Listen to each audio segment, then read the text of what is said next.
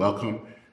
This is the Weekly Checkin. My name is Dennis Sanders, and I'm the pastor of First Christian Church of St. Paul, located here in Roseville, Minnesota. So this week, I wanted to talk about home. What is home for you? Last week, I was on Facebook and saw this link to a website called Mitten State. Mitten State is a site that sells all things Michigan. And being a Michigan native, I definitely had to see what was on there. And I enjoyed it. I loved it. There were lots of t-shirts, especially talking about everything that had to do with Michigan. Whether it was universities, I definitely saw something there from Michigan State, my alma mater. There were also things and t-shirts representing famous Michigan brands like Verner's and Fago and Kogel and Kellogg and everything there. And my favorite thing was a t-shirt that I'm definitely going to get. And it's a t-shirt that says home on it. And where the O is supposed to be, what you get is the two peninsulas kind of there. And even though I have not, I've lived here in Minnesota now for over 25 years, I still call Michigan my home state. We all have places and actually people that we call home. Home is that place where we feel that we belong. So what happens when you lose a home? And we've seen that happen. Maybe it was because of an earthquake or a fire. People lose their homes, or especially in the last year, many Ukrainians have lost their homes. They've become refugees. They've had to flee. People lose that sense of home, and it means something to them. And losing it can just be incredibly devastating. There's an article that I read last week by two political commentators from the New York Times, David Brooks and Brett Stevens, and they were both commenting about how they now feel politically homeless in the years since Donald Trump has taken over the Republican Party.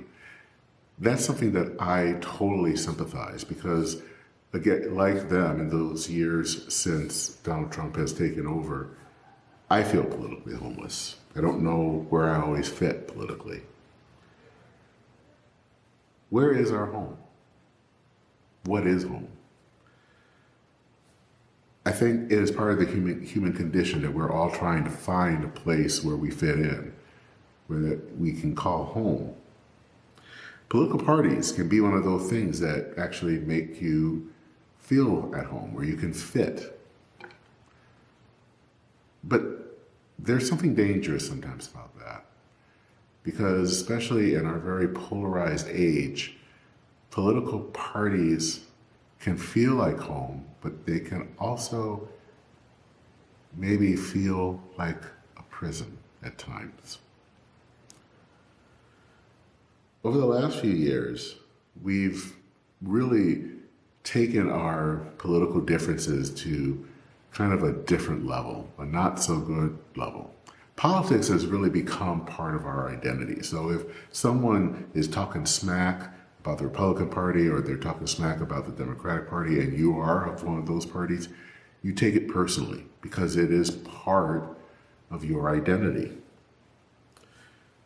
How often in our politics today is everything just about owning the libs? Or I don't know how many articles have been about what you should do or how you should try to shut down your conservative uncle during the holidays.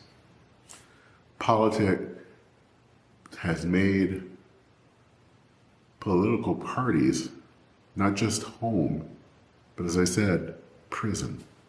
That's not very healthy. Michael Ware was an advisor to President Obama. He was an advisor for faith-based initiatives. And he has written that Christians need to be careful about making political parties their home. Ware is Catholic, and he writes a lot about where faith and politics come together.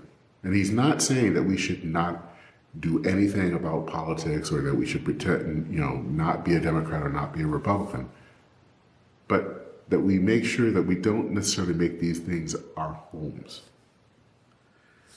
In his book, Reclaiming Hope, he says that for Christians, the problem is not that you're politically homeless. The crisis is that we ever thought we could make a home in politics at all. And where it says that for followers of Jesus, really, there is only one home for us, and that is in Jesus Christ. And when Christ is our home, he argues, politics then becomes about helping the neighbor, not about deciding who doesn't belong. Jane Anderson Grizzle wrote in the Mockingbird website that political parties actually are very poor places for home because they don't answer some of our deepest questions as humans. Affiliating, she says, with a political party or candidate will never make us feel at home in this world or solve our daily issues. Only God is steadfast and life-giving rather than demanding.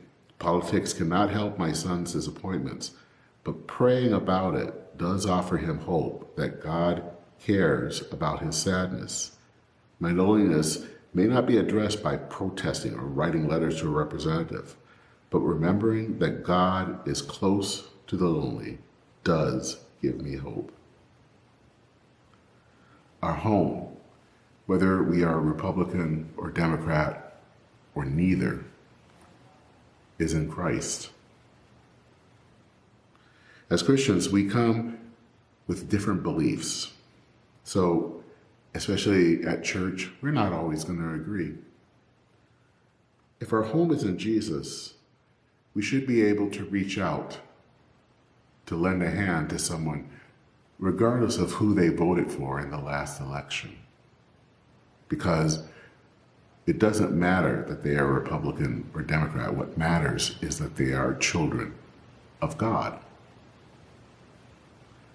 I love that I can still call Michigan home. I'm sad, though, that I am politically homeless these days. But maybe I shouldn't be, because I rejoice that my home is ultimately in Jesus Christ, a place where I know that I truly belong, and it is a home that I want others to come and be a part of as well. St. Augustine, the great Christian saint, once said that our hearts are restless until we find rest in God. I pray that all of us, no matter who we are, Republican, Democrat, straight or gay, that we may all find a home in God. Take care, dear church.